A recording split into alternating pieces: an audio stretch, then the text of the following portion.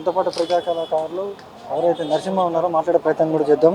అన్న చెప్పండి, మరి దేశంలో అసలు కమ్యూనిస్టు పార్టీలే లేవంటూ కూడా చాలా మంది బీజేపీ పార్టీ నాయకులు కూడా మాట్లాడుతూ ఉన్నారు. ఎట్లా చూస్తారో ఒక పాట రూపంలో.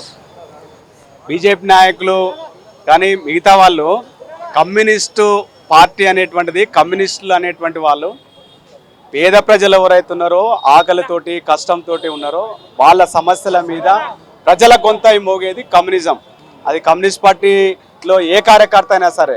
కాబట్టి ఈ పేద ప్రజల కోసం పనిచేస్తున్నటువంటి ఏకైక జెండా కమ్యూనిస్టుగా ఎర్ర జెండాగా గుర్తిస్తూ, పేదల్లదే ఎర్ర జెండరా సిపిఐ ప్రజల గుండెరా, పేదల్లదే ఎర్ర జెండరా సిపిఐ ప్రజల గుండెరా, మండే గుండెల గొంతుకరా ఎర్ర జెండా ఎర్ర జెండా ఎర్ర జెండా, మండే గుండెల గొంతుకరా ఎర్ర జెండా ఎర్ర జెండా ఎర్ర జెండా.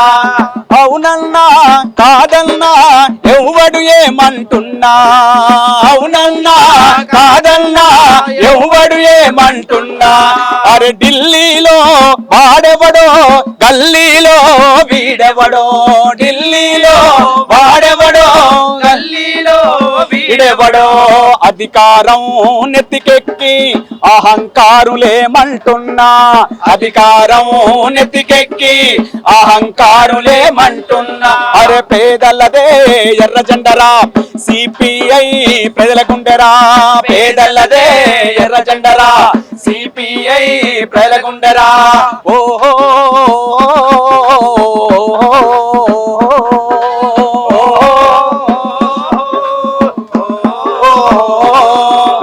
ఎర్ర జెండ ఒరిగిందని వెర్రి కూత కూస్తాడొకడు, కమ్యూనిజం ముగిసిందని ఎకశక్యం చేస్తాడొకడు, కరెంటు ఉద్యమాన గుండుకు గుండిచ్చినం ఊపిరినిచ్చిన జెండరా, ఉద్యమాల నిర్మాతరా, సముద్రాల కెరటాలకెప్పుడు సమత్వమే ఉండదురా, తూర్పు ఉన్నంత వరకు ఎర్ర జెండ ఉంటుందిరా, పేదల్లదే ఎర్ర జెండరా సిపిఐ ప్రజల గుండెరా, పేదల్లదే ఎర్ర జెండరా సిపిఐ ప్రజల గుండెరా, అరే మండే గుండెల గొంతుకరా ఎర్ర జెండా ఎర్ర జెండా ఎర్ర జెండా, మండే గుండెల గొంతుకరా ఎర్ర జెండా ఎర్ర జెండా ఎర్ర జెండా, ఎర్ర జెండా ఎర్ర జెండా ఎర్ర జెండరా, ఎర్ర జెండా ఎర్ర జెండా ఎర్ర జెండరా.